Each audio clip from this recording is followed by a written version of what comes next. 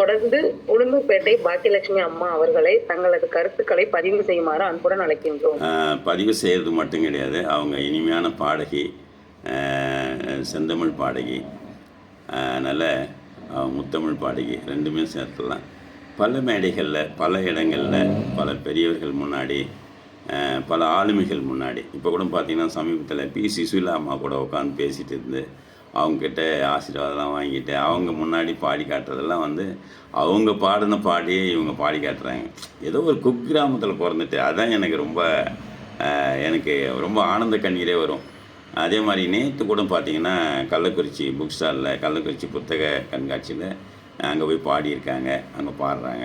அப்போ கூட நான் வந்து தவறுகளை சுட்டி காட்டு விதமாக, ஏன் சீட்டை வைத்து கொண்டு பாடுகிறீர்கள், சீட்டு இல்லாமல் பாட முடியாதா அப்படிலாம் கேட்டேன்.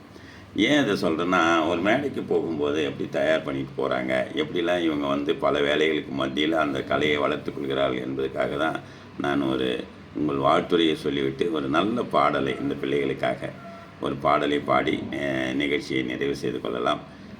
நன்றி.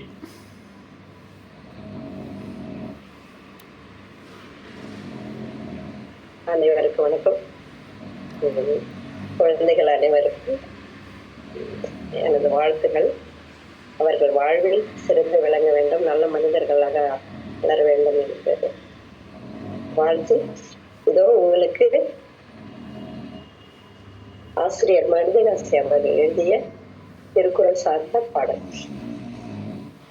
அறிவுக்கு விருந்தாகும் திருக்குறளே, அறிவுக்கு விருந்தாகும் திருக்குறளே, வள்ளுவர் ஆக்கி நமக்களித்த தரும் பொருளே, வள்ளுவர் ஆக்கி நமக்களித்த தரும் பொருளே, அறிவுக்கு விருந்தாகும் திருக்குறளே, உலகுக்கு ஒளி போலே,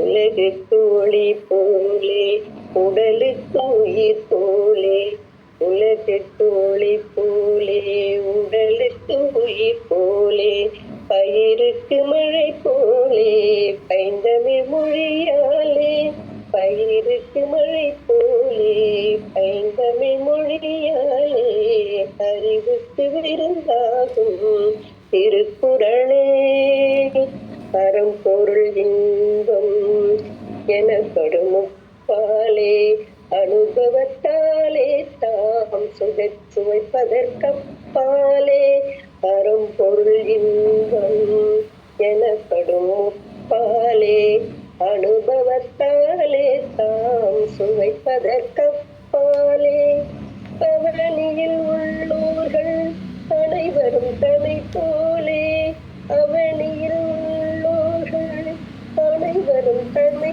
போலே, அவசியம் கற்றுணர்ந்து பயன் பெறும் நினைப்பாலே, அவசியம் கற்றுணர்ந்து பயன் பெறும் நினைப்பாலே, அறிவுக்கு விருந்தாகும் திருக்குறளே, வாழும் வழிமுறைக்கு இலக்கணம் காணது, மனமொழி இனிக்க வாய்ப்புத்தேனிது, வாழும் வழிமுறைக்கு இலக்கணம் காணது, மனமொழி இனிக்க வாய்ப்புத்தேனிதே, வானகம் போல் விரிந்த பெரும் பொருள் கொண்டது, வானகம் போல் விரிந்த பெரும் பொருள் கொண்டது, இம்மதத்திற்கும் பொதுவெனும் பாராட்டை கண்டது, எம்மதத்திற்கு பொதுவெனும் பாராட்டை கண்டது,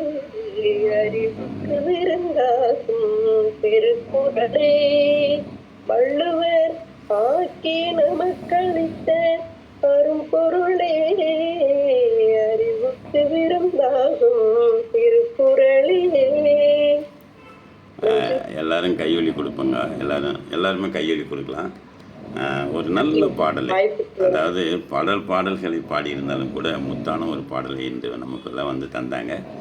இந்த படம் வந்து பார்த்திங்கன்னா அறிவாளி படத்தில் நம்முடைய நடிகர் திலகம் சிவாஜி கணேசன் ஐயா அவர்கள் மிக சிறப்பாக நடித்திருப்பார். இந்த பாட்டுக்கு டி.எம். சௌந்தரராஜன் ஐயா அவர்கள் நல்ல வலிமையான குரலில் பாடியிருப்பாங்க. இது பார்த்திங்கன்னா 1812ஆம் ஆண்டில் இந்த திருக்குறள் அச்சேற்றம் நடப்பதாக அவர் அச்சகத்தில் வேலை செய்கிற மாதிரி இருக்கும். அதை காலில் மிதிச்சிக்கிட்டு இந்த பாட்டை பாடுவார். அப்போ பார்த்திங்கன்னா இந்த தஞ்சை ஞானப்பிரகாசம் என்பவர் மூலயமா தான் வந்து நம்ம எல்லீஸ்வர்கள் முதல்ல ஒரு அச்சிந்திரம், அந்த அச்சிந்திரம் முதல்ல எந்த புத்தகத்தை அச்சடிப்பது என்று கேட்கும்போது நம்முடைய அன்னைக்கு சென்னை மாகாணத்தினுடைய கலெக்டராக இருந்த எலிஸ் டான்டன் அவர்கள் கேட்பாங்க. அப்போது எலிஸ் வந்து ஞானப்பிரகாசன் ஒருத்தருக்கார் தஞ்சையில், அவரை கூப்பிட்டு பேசுனீங்கன்னா உங்களுக்கு வந்து உங்களுக்கு தெரிஞ்சிடும் அப்படின்னு சொல்லிட்டு கூப்பிட்டு அவர் சொல்லும்போது அந்த தஞ்சையில் முதலாக திருக்குறளை அச்சடிக்கலான்னு கொண்டு போகும்போது அப்போ தான் அச்சடிப்பாங்க. அந்த வகையில் அந்த நினைவு ஒரு அழகாக அறிவாளி படத்தில் அந்த பாட்டை வச்சுருப்பாங்க. ஒரு சிறப்பான பாடல். அந்த தந்தை நம்முடைய பாக்கியலட்சுமிக்கு நன்றியும் பாராட்டுகளும். வணக்கம்.